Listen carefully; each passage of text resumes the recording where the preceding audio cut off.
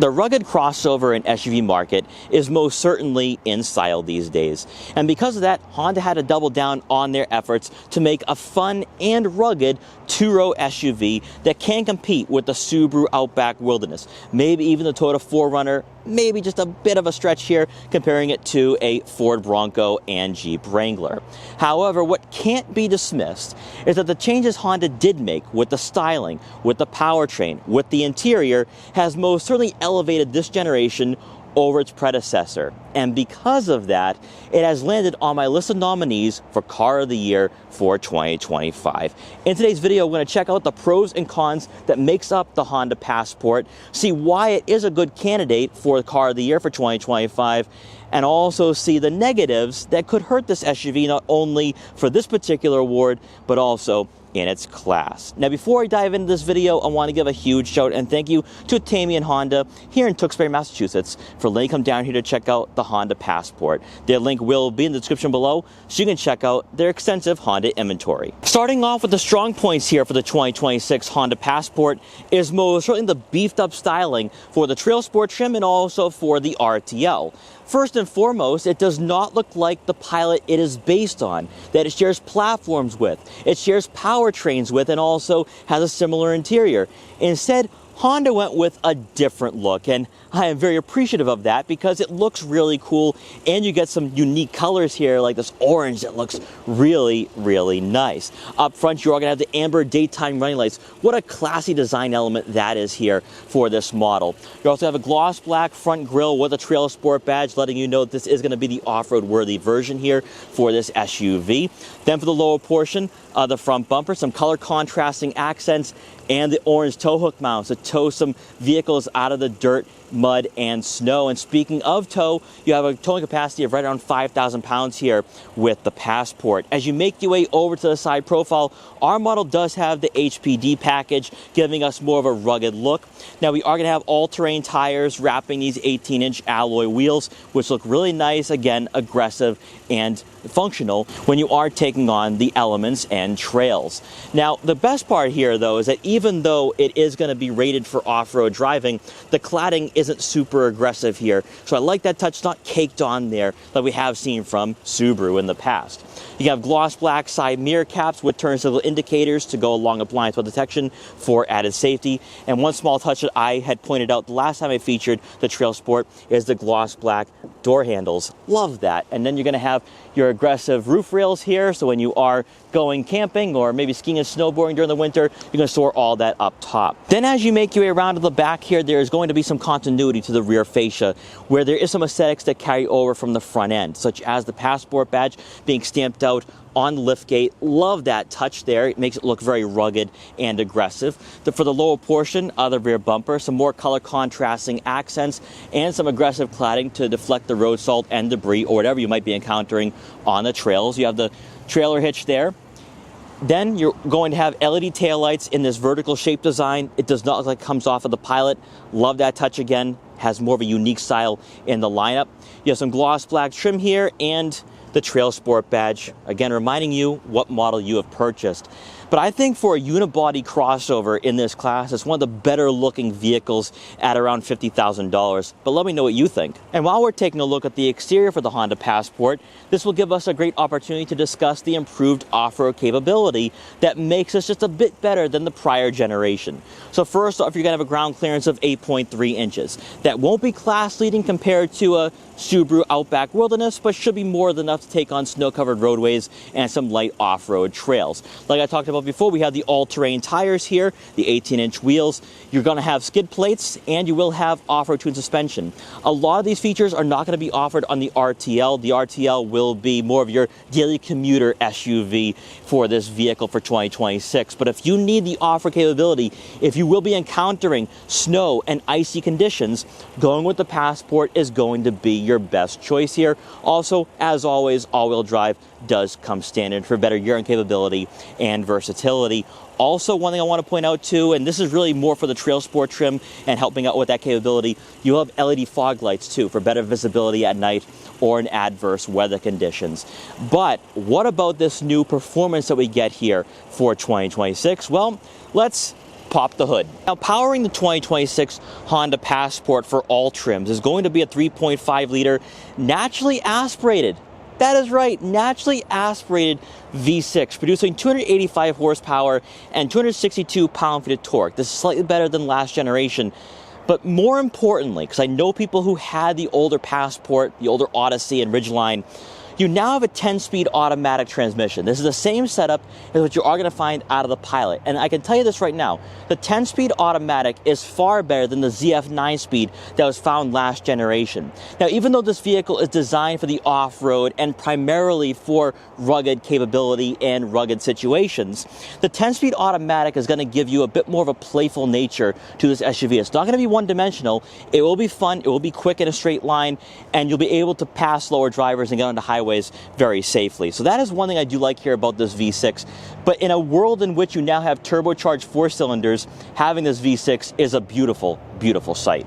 One of my personal favorite aspects for the 2026 Honda Passport is the interior. While some media publications think the driving environment is boring and bland, I actually disagree. I think it's the right balance of technology and a tactile and analog layout, where you're going to have physical buttons and dials for your 3-zone climate control, your AC, front and rear defrosters, and then for our model, we have heated and ventilated leather trim seats. On top of this, for our model, we have a brown interior, which really brings a lot of life to the cab of this vehicle, and I think goes really well with the orange exterior paint color. So I actually like the fact that Honda is getting a bit more adventurous with their options that they're going to be providing for the Passport and hopefully for the Pilot as well. Now, since we have the top trim here, the Trail Sport Elite, we're going to have a full digital gauge cluster, and also, and this is standard across all trims, we have the Google integration for the infotainment system. I love that. Even though I'm not a huge fan of Google integration for a lot of manufacturers, Honda makes it work because Honda's software isn't too much different with the Google integration. So the resolution, quality, and also I think the responsiveness is pretty top notch. Better yet, when you are parking on city streets or even going off-road, you have all these different camera angles to work with, giving you a lot of safety and reassurance when you are backing out of tight spots or when you are parking on city streets. I also love the fact that Honda kept things a bit more simple too. It's not over-styled, and sure, you're not going to have a lot of soft touch padding on the dashboard itself, but the touch points though, I think are pretty good here. They've done enough to make this vehicle, I think, feel the price point at around $50,000 to $52,000. Now, you will have a drive mode selector, and this is huge for 2026 because you have a sport mode, then normal, eco, snow, trail, sand, and tow. So whatever you're encountering, the Passport should be able to handle those situations. You're also going to have your hill descent control, auto start stop, electronic parking brake, and the auto vehicle hold. Obviously, a very deep storage compartment with this being a rugged SUV, so you could easily store probably a couple 17-ounce water bottles if you are going on a road trip with the family or with some friends. But to round out the front seating area, and I love this, is this pano moonroof, which brings in a lot of natural light to the interior, and I think it just brings a lot to the overall driving experience. But then it gets even better for the rest of the interior, starting off with the second row seats. You're looking at right on 41 inches of legroom. Now, even though this is not a direct competitor, I'm not going to compare both models, 41 inches of legroom would be on par with a Kia Telluride for the second row. Now again, this is not a 3-row SUV, but just to put everything into perspective, how much interior space you actually have, you can easily have taller passengers sit back here. Even with the pano roof, they're not going to be hitting their head on the headliner. There's also plenty of shoulder room as well, and a flat floor, so you can easily fit a third person in the center, and I don't think shoulder room is going to be too much of an issue either. It's the interior spacing where Honda really nailed this vehicle. The practicality kind of makes up for some of the weak points that you might find out of the Passport for 2026, but if you need a vehicle like this and you don't need a third row, this is actually a great alternative to that Pilot. Now, because our model is the Trail Sport Elite, we are going to have 3-zone climate control, and that is standard though for 2026, and you will have heated outboard seats, and you'll be able to adjust the fan speed and fan direction here. Really cool stuff. I love to see that. Also, you will have 2 USB-C inputs and a 2-pronged outlet. That's kind of rare to see here for a unibody chassis SUV. And to round out the second row seating area, as expected, you will have a center armrest with 2 cup holders. And what I like is the rear sunshades to block out the haters when you are on those longer road trips, or if you don't want that sun gleaming down on you when you're looking at your smartphone or a laptop. And don't you think for 1 minute I have forgotten about the cargo space here. Our model does have a power liftgate, and inside behind the second row seats, you're looking at right on 44 cubic feet of room. That is right, 44 cubic feet. This SUV is exceptionally practical. It's exceptionally spacious. So if you have a growing family or you don't need a pilot, you have tons of room to grow with that family. And also, if you're going skiing and snowboarding during the winter or camping during the summer, you can store all your luggage back here and have a great weekend. Then when you lower the second row seat, you're looking at right on 83 cubic feet of room.